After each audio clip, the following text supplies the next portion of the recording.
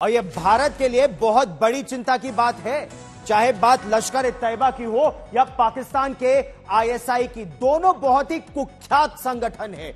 जैश ए मोहम्मद के बारे में तो आप जानते ही हैं। इस तरह के आतंकी संगठन अगर भारत में माफियाओं की मदद करे और उनको अत्याधुनिक हथियार पहुंचाए। आपने अमिताभ यश की बात सुनी, additional director general anti terror squad के, स्पेशल टास्क फोर्स के, क्या कह रहे हैं वो? वॉल्टर P-88 अगर हथियार की बात की जाए या फिर इस ब्रिटिश बुलडॉग हथियार की बात की जाए, जो पिस्टल और रिवॉल्वर्स है, ये आमतौर से मिलते नहीं है, ये प्रोहिबिटेड बोर के हैं। अतीक अहमद जैसा माफिया रंगदारी से पैसे वसूलता था, उसके बाद इस तरह के हथियार खरीदता था। इस खुलासे के बाद आने वाले दिनों में पाकिस्तान की मुश्किलें बढ़ सकती है। उत्तर प्रदेश के माफियाओं की तरह अब हम आपको कुछ रिपोर्ट्स दिखाते हैं पाकिस्तान से कि आखिर पाकिस्तान, इस समय पाकिस्तान के लोग डरे हुए क्यों हैं।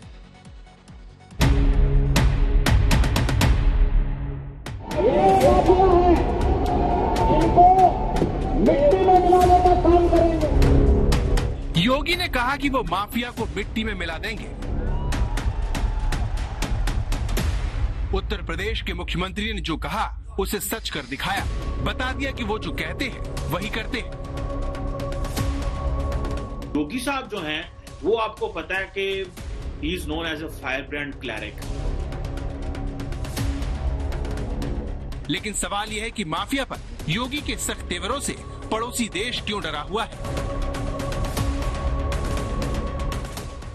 पेश कोई भी कर रहा हूं और बता भी रहा हूं, इसका नाम है योगी आदित्यनाथ। ये नरेंद्र मोदी से भी ज्यादा खतरनाक और मूजी है।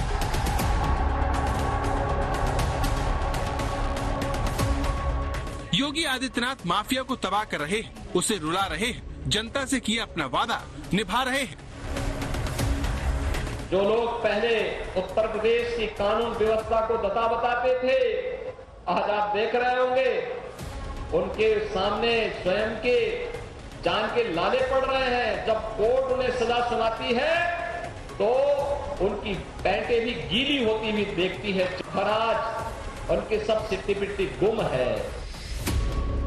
लेकिन उत्तर प्रदेश में जो हो रहा है उसे देखकर पाकिस्तान योगी का खौफ क्यों तैर रहा है? सवाल है क्यों? संविधान के अनुरूप चलेगा, शरीयत के अनुरूप नहीं। आखिर योगी की किस बात से थर-थर कांप रहा है आतंकिस्तान? दुनिया के ऊपर आतंकवाद को थोपने का प्रयास करता है, उसकी कीमत पाकिस्तान को चुकानी ही पड़ेगी। उनके बारे में जो मशहूर है, he is an unapologetic Hindu nationalist. मतलब he says it, he does it, he goes for that.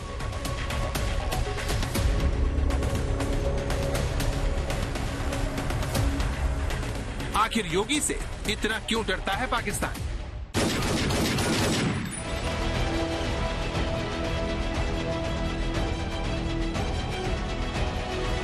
Yogi Adityanath ने एक्शन माफिया पर लिया, लेकिन परेशान पाकिस्तान हो गया।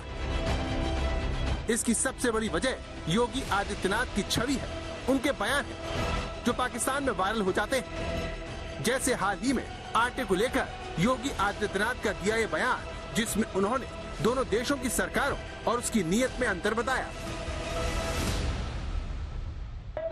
प्रधानमंत्री मोदी जी के नेतृत्व में भारत पिछले 3 वर्ष से 80 करोड़ लोगों को फ्री में राशन दे रहा है, और दूसरी तरफ पाकिस्तान के अंदर रोटी के लाले पड़ रहे हैं। यही होता है, सरकारें कैसे चलनी चाहिए, आज दुनिया भारत की तरफ देख रही है। पाकिस्तान की हालत किसी से छिपी नहीं है। वहाँ के लोग अपने देश के नेताओं की असलियत जानते हैं, इसलिए योगी के बयानों का असर मिसाइल की तरह होता है।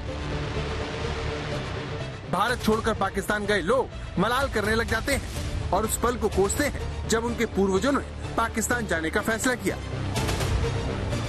पाकिस्तान की पत्रकार आरजू काजमी का ये ट्वीट दोनों देशों में काफी चर्चा का विषय बन चुका है। आरजू काजमी ने अपने इस ट्वीट में सन 1947 में हुए बंटवारे का जिक्र किया था।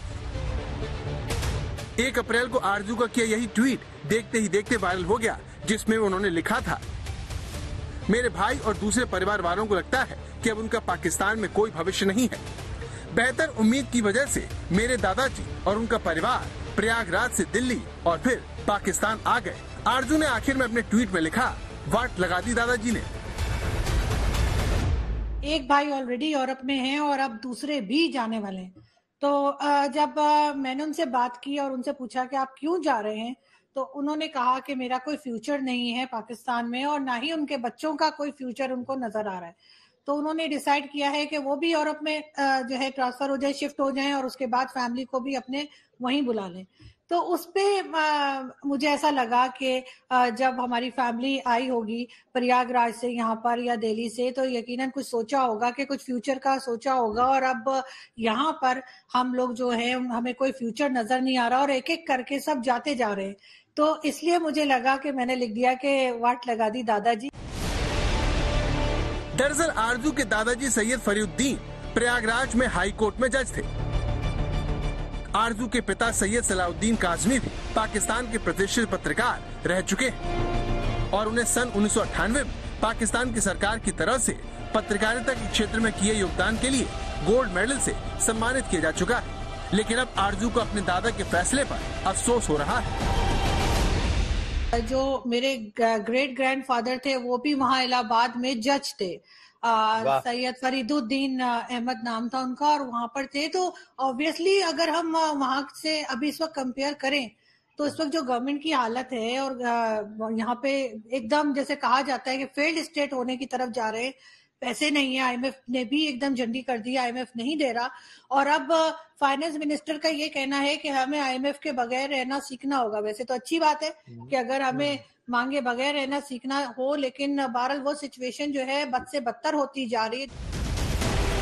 आरजू को ये सच बोलने के लिए धमकियां मिल रही हैं, जो कहीं न कहीं आरजू की सोच को मजबूत करती हैं कि काश अगर योगी आदित्यनाथ जैसा नेता उनके यहाँ का मुख्यमंत्री होता तो उन्हें कोई परेशान नहीं कर पाता। योगी की यही बात कहीं न कहीं पाकिस्तान की जनता को पसंद आती है और उनके हर छोटे बड़े बयान को वहाँ पर गंभीरता से लिया जाता है। योगी साहब का जो ये तो कल्ट की बात हो रही है, ये तो बातें चल रही हैं कि योगी साहब को 24 में पीएम के तौर पे लिया जाएगा। और अतीक के माफिया राज पर जिस तरह से योगी आदित्यनाथ ने बुलडोजर चलाया, उससे पाकिस्तान के होश उड़ गए हैं। बॉर्डर पार योगी का खौफ दौड़ रहा है। योगी का यही कमिटमेंट पाकिस्तान का हलक सुखा रहा है। मोदी के बाद योगी से भी पाकिस्तान कांपने लगा है। वजीर आला योगी आदित्यनाथ ने ताज़ा तरीन इंटरव्यू के अंदर यह बात कही है कि मुसलमान जो गज़वा हिंद का ख्वाब देखते हैं, उनका ख्वाब क़यामत तक पूरा नहीं होगा। ये पेश गोई भी कर रहा हूं और बता भी रहा हूं, जिसका नाम है योगी आदित्यनाथ। ये नरेंद्र मोदी से भी ज्यादा खतरनाक और मूजी है। का नाम योगी आदित्यनाथ है। रियासत यूपी के वजीर आला जिनका नाम योगी आदित्यनाथ है, जो भारत के अंदर बीजेपी सरकार के अंदर है, मोदी के बाद दूसरे खतरनाक तरीन शख्स हैं। दरअसल पाकिस्तान मोदी के बाद योगी को भारत के भविष्य के तौर पर लेता है। उसे लगता है कि आतंकवाद पर योगी मोदी की नीति पर ही आगे बढ़ेंगे और उसके साथ सख्ती आगे भी जारी रहेगी। बीजेपी के अंदर भले अमित शाह हो, भले जो है वो राजनाथ सिंह हो, भले कोई और बड़ा मजबूत हो, हालांकि ये ट्रायंगल बड़ी मशहूर है, लेकिन जो नेक्स्ट जो कहा जा रहा है कि ही इज बीइंग टर्म्ड, वो ये है कि ये योगी आदित्यनाथ है। और अब योगी साहब जो हैं वो आपको पता है कि he is known as a fire brand क्लैरिक, ठीक है। एंड उनके बारे में जो मशहूर है, he is an unapologetic Hindu nationalist. मतलब he says it, he does it, he goes for that. और जो योगी आदित्यनाथ है, नरेंद्र मोदी, जो अपने एक इंटरनल डोमेस्टिक इमेज क्रिएट कर रहे हैं, वो ये है कि उन्होंने इंडिया को ग्लोबल आउटलुक दी है, इंडिया को ग्लोबल पहचान दी है। वो जो पोटेंशियल थी, प्रधानमंत्री मोदी की नीतियों के चलते पाकिस्तान दुनिया में अकेला हो गया। मुल्क दिवालिया होने की कगार पर है और लोग पाकिस्तान छोड़कर जाना चाहते हैं। लेकिन उसी पाकिस्तान के लोग जब अपने से ज्यादा आबादी वाले उत्तर प्रदेश में खुशहाली देखते हैं, तो योगी मॉडल से प्रभावित हुए बिना नहीं रह पाते। मेलिंडा गेट्स का योगी साहब से मिलना और योगी के ऊपर ये वेस्ट की स्टैंप है कि ठीक है योगी साहब ही आ जाएंगे तो कोई टेंशन नहीं। एक वक्त था कि दुनिया मोदी जी को बर्दाश्त नहीं करती थी, अब योगी जी को भी बर्दाश्त करने के लिए तैयार बैठी हुई है, बिकॉज दे नो कि भाई ये they are he is the future, he is India's future. ये इंडिया ने ये फैसला कर लिया कि हमें इसकी चाहिए।